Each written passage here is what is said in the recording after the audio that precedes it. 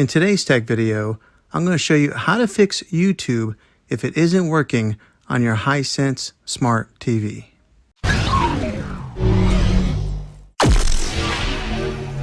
I'm going to show you a couple of really simple ways to try and solve your problem. The first one is probably the easiest one to try, and that is to unplug your TV from the wall outlet and wait 60 seconds. Now don't be impatient, wait the whole 60 seconds and then plug it back in. This is very different from turning the TV on and off with your remote control. This is what we call a hard reset of your TV, so make sure you try this method. If that doesn't work, try deleting the YouTube app off of your TV. So go over to wherever the apps are located on your system and remove the app altogether. Then reinstall the YouTube app again.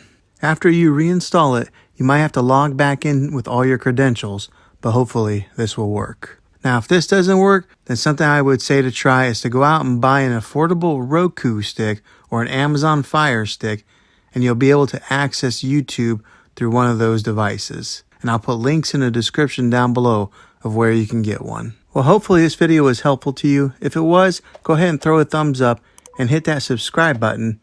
I make tech videos all the time, and I'd love to have you back in the next one. Take care.